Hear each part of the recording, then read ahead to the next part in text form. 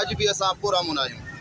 असांजे तहरीक लबैक जे बानी अमीर अल्लामा साद हुसैन रिज़वी प्यारा दोस्तो फ़लस्तीन के मुसलमानों से यकजहती करण जे लाइ 10 तारीख़ ते रैली रखी ही अमेरिका के एम्बेसी के सामूं इस्लामाबाद। अञा उन जे अंदर 12 थियूं पयूं हुयूं, 2 तारीख़ पया हा, 8 तारीख़ ते उन्हनि पाकिस्तान के हुकूमत वारनि गुंडागर्दी करे असांजे तहरीक लबैक के मरकज़ के मथां हमलो कयो ऐं कई आशिकान रसूल के शहादत जो जाम पियारियो। उनखां पोइ कई माण्हू ज़ख्मी थिया। उनखां पोइ असांजी रैली इस्लामाबाद की तरफ रवां ऐं दवा है फ़लस्तीन के मुसलमानों से यकजहती करण जे लाइ त असां तव्हां सां मुसलमान गॾु आहियूं। प्यारा दोस्तो, न कंहिंखे नुक़सान पहुचाइण जो इरादो हो, न असांजो को ॿियो मक़सदु हो, सिर्फ़ु इहो मक़सदु हुयो त असां फ़लस्तीन के मुसलमानों से हिकु आहियूं। अल्हम्दुलिल्लाह इन जाहिरियत ते जेको पाकिस्तान के पंजाब के वज़ीर आला वज़ीर आज़म पाकिस्तान इहो ज़ुल्म कयो आहे, असांजी ही रैली तहरीक लबैक के प्यारा दोस्तो हिमायत में आहे त असां तहरीक लबैक के हर कारकुन से ऐं पंहिंजे अमीर तहरीक लबैक पाकिस्तान के अल्लामा साद हुसैन रिज़वी से गॾु आहियूं। असांजी हर ताक़तुनि सां गॾु आहे, असांजो हर मुसलमान सां गॾु आहे, असांजो हर फ़र्द उन सां गॾु आहे ऐं असां मुल्क पाकिस्तान की हुकूमत खे इहो चऊं था त इहो जेको ज़ुल्म आहे, सितम आहे, इहो बंदि करे, जेको मुसलमाननि जे मथां गोलियूं हलायूं वञनि थियूं इहो बंदि करे। असां पुरअमन आहियूं, पुरअमन एहतजाज आहे, रैली आहे। असां कंहिंखे बि नुक़सान नथा पहुचायूं, कंहिं पते के भी नुक़सान न पहुचायो आहे। हुकूमत पाकिस्तान फ़लस्तीन हक़ में आहे या हिन दफ़ा जो मंज़र नज़र तो फ़लस्तीन जे हक़ में आहे त पोइ मुसलमाननि जे मथां ज़ुल्म छो थो थिए? वो तो ॿुधाए रहिया आहिनि त असां उन्हनि सां गॾु आहियूं, इसराइल सां गॾु आहियूं। असां इसराइल के तस्लीम करे चुका आहियूं। इन जे करे ही ज़ुल्म हले थो, उन्हनि खे ॾेखारीनि था त असां तव्हांजे पासे आहियूं।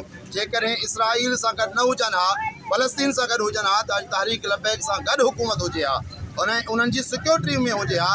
असां त पुरअमन एहतजाज जो ऐलान कयो होसीं, असां त को भी नुक़सान करण जो इरादो ही न हुयो, न असांजो को मुतालबो भी हुयो। असां बग़ैर मुतालबे जे वञी रहिया हुआसीं, उन जे बावजूद भी उन्हनि मरकज़ जे मथां हमलो कयो। तव्हांजे साम्हूं आहे, हिन टाइम तक 21 शहादतूं थी वयूं आहिनि, 100 जे लॻभॻि माण्हू ज़ख्मी आहिनि। अञा 20 जे क़रीब जेके माण्हू आहिनि उहे मरण जे क़रीब पहुतल आहिनि। न को अस्पताल जे अंदरि दवा मिले थो, न को डॉक्टर इलाज करे थो।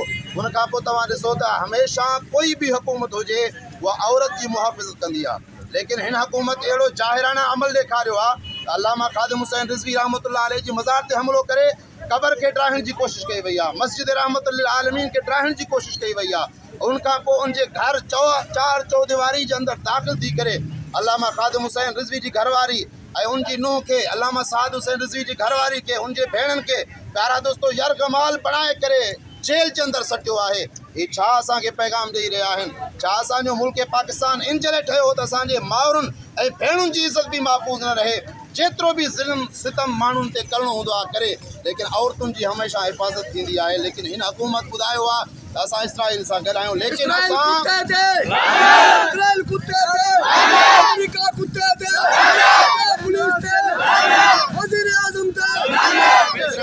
हुकूमत के ॿुधाइण चाहियूं था त असां इसराइल के तस्लीम न कंदासीं, असां इसराइल के तस्लीम न कंदासीं। इसराइल ते कल भी लानत विझूं पिया, अॼु भी लानत विझूं पिया।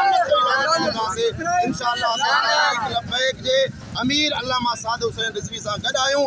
अगर उनजो हुकुम थियो त असां पूरो पाकिस्तान जाम कंदासीं, रोडनि ते निकिरी ईंदासीं, असां रोडूं बंदि करे दुनिया खे ॿुधाईंदासीं त असां सिर्फ अल्लामा साद हुसैन रिज़वी अकेलो ना है, पूरो पाकिस्तान जा आशिकान रसूल गॾु आहिनि। मोहम्मद से वफातू ने तो हमसे रहे, ये जहाँ चीज़ है क्या लोहो कलम ते रहे। तो मुझा प्यारा दोस्तों, ये अजो की रैली जो मकसद ही इहो आहे त अमन ऐं हिन रैली जो मकसद ही इहो आहे त अल्हम्दुलिल्लाह असां जेके फ़लस्तीन जे अहमियत में असांजे क़ाइद असांजे अल्लामा साईं ख़ादिम हुसैन रिज़वी साहब के साहबज़ादा साईं साद हुसैन रिज़वी अल्हम्दुलिल्लाह जेको ऐलान कयो हो, उन जे करे। पर अञा उन में 2 ॾींहं पहिरियों हुया, राति जे 3 बजे उनजे मस्जिद शरीफ़ में हमलो कयो वियो आहे, जिन में आशिकान रसूल खे शहीद कया विया। उन्हनि जा गोश्तनि जा टुकड़ा पयल रहिया ऐं उन्हनि जा खून ऐं फर्शनि ते मुंहिंजा सोना लॻल रहिया।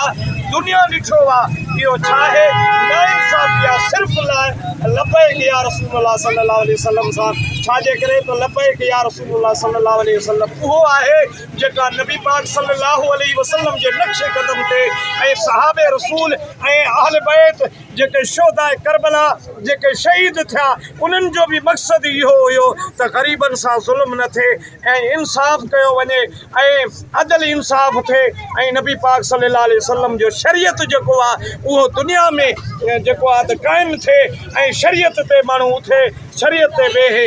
अल्हम्दुलिल्लाह साद हुसैन रिज़वी जेको मिशन खयो आहे इन मिशन ते असां सभु जेके बि अल्हम्दुलिल्लाह मुसलमान मोमिन आहियूं उन साद हुसैन रिज़वी सां गॾु आहियूं। असां उन शहीदनि सां बि गॾु आहियूं। असांजो जान असांजो माल असांजो हर शइ क़ुर्बान आहे। असां हे कफ़न जेके आहिनि पंहिंजा खणी करे जीअं बाबा साईं रहमतुल्लाह अलैहि फरमाईंदा हुआ हे दिस्तार असांजो कफ़न आहे। असां दिस्तारनि सां पाण खे लपेटे करे इंशाअल्लाह क़बर ताईं पहुचंदासीं ऐं वाक़ई असांजो अल्लामा साईं रहमतुल्लाह अलैहि ॾिसो उन दिस्तार मुबारक सां वञी मदार अक़दस में पहुतो आहे। इंशाअल्लाह असांजो हीउ अमन जेको आहे अमन वारो काफ़िलो असांजो साद हुसैन रिज़वी साहिब सां अॼु बि गॾु आहे सुभाणे बि गॾु आहे। हुनजो सिर्फ़ु आवाज़ु अचे असांजो हिकु ई आवाज़ु हूंदो लब्बैक